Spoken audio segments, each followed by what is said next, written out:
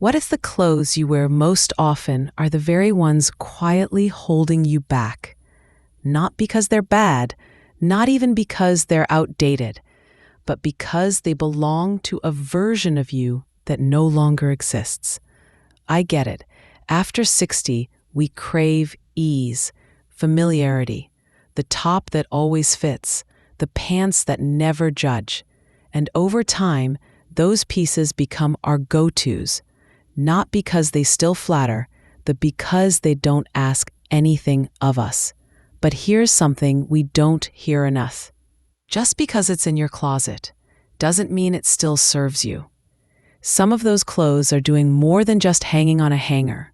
They're dimming your shape, muting your presence, and quietly tugging you backward when you've worked so hard to grow forward. This isn't about chasing trends or looking younger. It's about dressing smarter for the woman you are now, the one who's earned her ease but doesn't want to disappear into it. So today, we're going to gently walk through 8 style habits I see all the time. Choices that once worked beautifully, but now might be subtly aging you. And more importantly, I'll show you what to wear instead. Items that feel good, move with your body, and reflect the quiet, intentional confidence you already carry. Because at this stage of life, elegance isn't loud, it's aligned. And trust me, Part 6, it's the one mistake I personally held on to for too long. And letting it go changed everything. Let's begin. Let's begin with something soft, safe, and, let's be honest, probably hanging in more than one of our closets. The Shapeless tunic. You know the kind. It floats, it forgives, it covers everything we once felt unsure about. Maybe it has a wild print. Maybe it flutters when we walk. It's easy, familiar, and for a while it even felt stylish. But here's the quiet shift. What once felt flattering can, over time, start to feel like hiding. Tunics like these tend to blur your natural lines. They erase your waist, soften your structure, and often give the impression of more volume than you actually have. Especially if you're petite or have beautiful posture, these tops can work against your silhouette, not with it. It's not about rejecting comfort. It's about choosing pieces that offer both ease and intention. Try reaching for tops with quiet structure, not tight, not restrictive, just a little shape. Maybe a soft knit that follows your lines, a blouse with a curved hem, or even a wrap style that gathers gently at the waist. And if you still love a longer length, keep it. Just look for movement, side slits, light tapering, or a belt that adds grace without bulk. You'll be surprised how much more alive your outfit feels when it reflects the outline of you, not just the idea of coverage. Because you don't need to hide to feel relaxed. You just need clothes that see your shape and respect it. Next up, let's look down. Because even the best top can't save an outfit if your shoes are pulling everything off balance. You could be wearing the loveliest blouse, the most flattering trousers, but the wrong shoes will sink the whole look. Literally. And it happens more often than we like to admit. Those thick-soled, orthopedic-shaped, Velcro-strapped shoes that felt like salvation when your knees started negotiating back? Yes, they're comfortable. Yes, they're practical.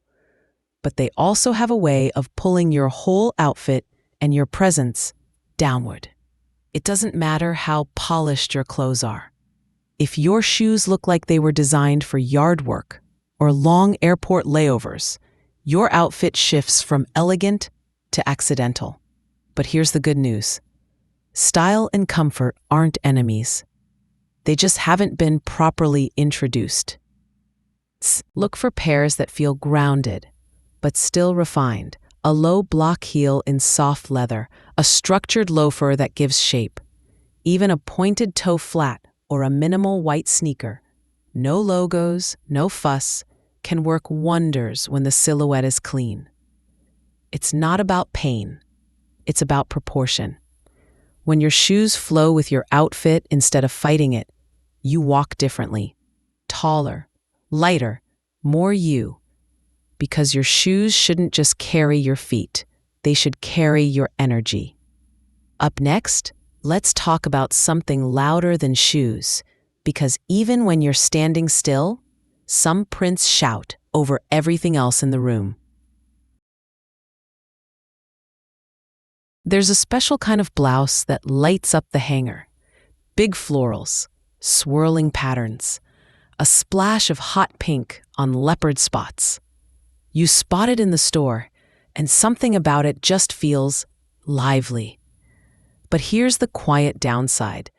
Sometimes a tone-on-tone floral, a microstripe, a subtle paisley in earthy tones. These kinds of prints don't need the spotlight. They let you have it.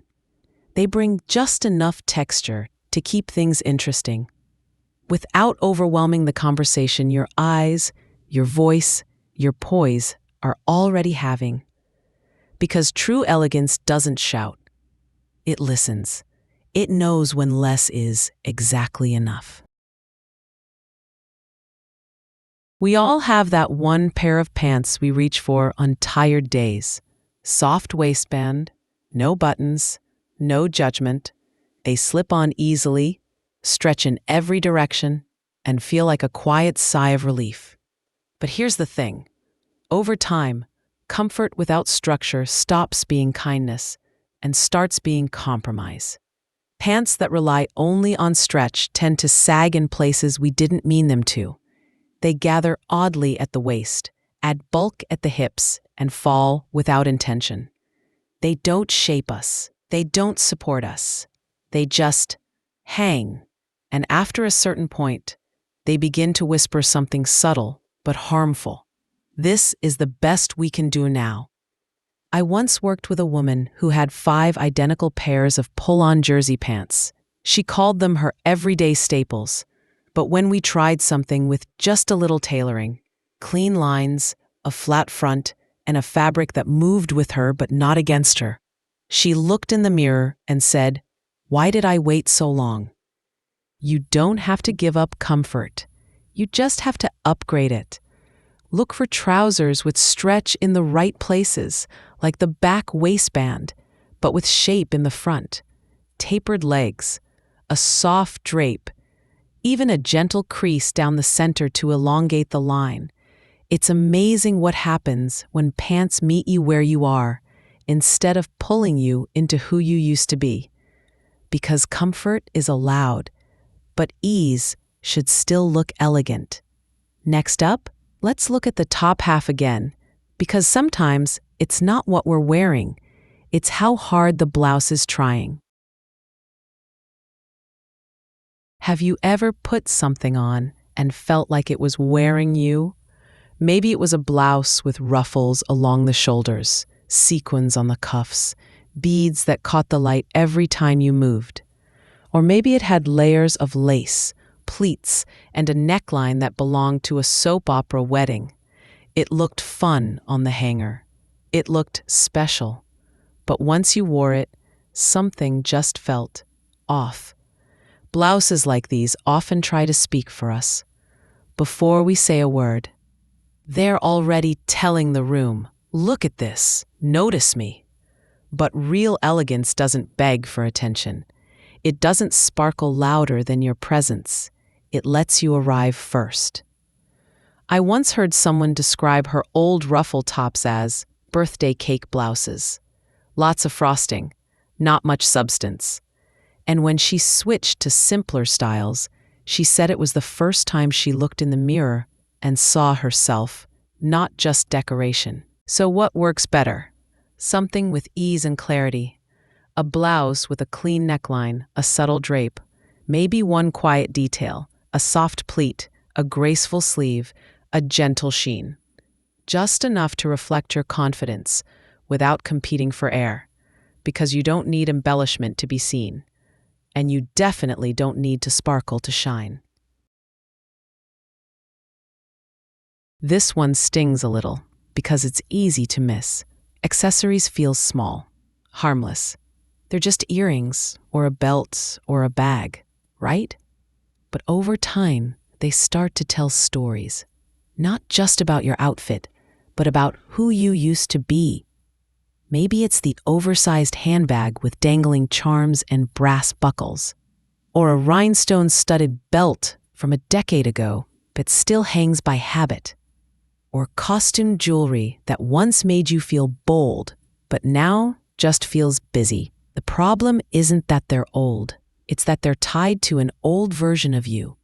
I once had a client who wore the same sparkly belt to every dinner party. She said, "It makes me feel dressed up." But one evening, her daughter asked gently, "Mom, are you still you in that? Or are you just remembering?" It stayed with her. Because the right accessory doesn't shout, it punctuates, it adds clarity. It finishes a thought you've already expressed with how you carry yourself.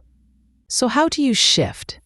Start by simplifying. One clean belt in leather, a soft scarf, a classic watch. Let your accessories echo your presence, not distract from it. And remember, proportion matters.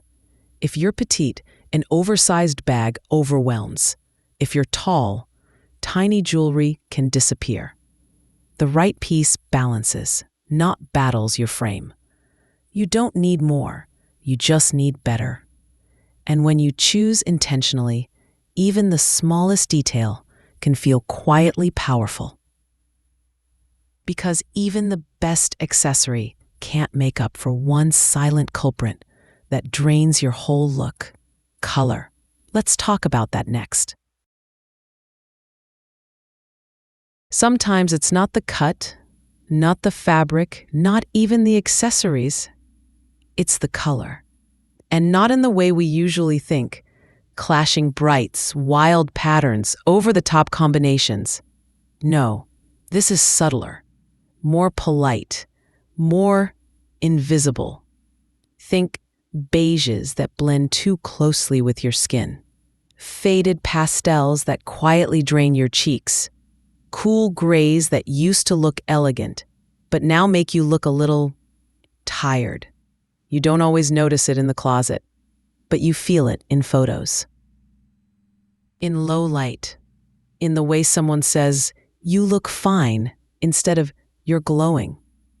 A viewer once told me, "I wore soft gray for years until my granddaughter took a selfie with me.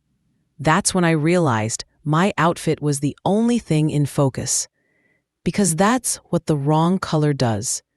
It pulls energy away from you without ever making a sound. But here's the gift. The right color doesn't compete. It lifts, it softens, it reflects light back to your skin, your eyes, your presence. So next time you get dressed, try this. Stand near a window. Hold different tops up to your face: rosewood, olive, warm navy, dusty plum. Watch what your skin does, not your outfit, you. When the color is right, you don't need more makeup. You don't need a different haircut. You just need light that knows how to find you again. This one might be the hardest. Not because the clothes are particularly bold or outdated or unflattering, but because they meant something. Still do. Maybe it's the tailored blazer you wore when you got the job, the dress from a friend's wedding where you danced until your heels came off, the jeans you swore would fit again someday. We don't just keep them for how they look. We keep them for who we were when we wore them. And letting them go feels like saying goodbye to a version of ourselves we're not quite ready to leave behind. I've seen it again and again. Women with closets full of memories, not outfits. Pieces that whisper, almost, if only, someday. But here's the truth. When something no longer fits, not just your shape, but your rhythm, your needs, your priorities, it doesn't serve you anymore. It waits. It clings. It reminds. You deserve better than that. You deserve a closet that reflects now. that meets you in this body, in this season, with this kind of wisdom. Clothes that move with you, that don't hope for who you were or prepare for who you might become. Just support who you already are. So maybe start small. Pick one piece, hold it, ask gently, is this still mine? If the answer is no, it's not failure. It's not loss. It's release. You're not giving up. You're making space. So here we are. We've talked about tunics and shoes, colors and waistbands, sparkly blouses and bags with too many buckles. But really, we've been talking about something deeper all along, about permission, to let go, to choose again, to show up as the woman you are now, not out of obligation or trend or who you used to be, but out of clarity. Because style after 60 isn't about dressing younger. It's about dressing clearer, more aligned, more intentional, and yes, more elegant, not in appearance alone, but in presence. When you open your closet, I want you to feel invited, not judged. I want you to reach for pieces that support you, softly, faithfully, fully. It doesn't have to happen all at once. Maybe you let go of one piece today. Maybe you try a new shape tomorrow. Small shifts, big difference. And if something in today's video spoke to you, if there's one piece you're finally ready to release, I'd love to hear about it in the comments. Not because you need my approval, but because sometimes saying it out loud makes space for something new. And remember this, you don't need more clothes. You just need the right ones. And once you have them, you'll wonder how you ever dressed without them.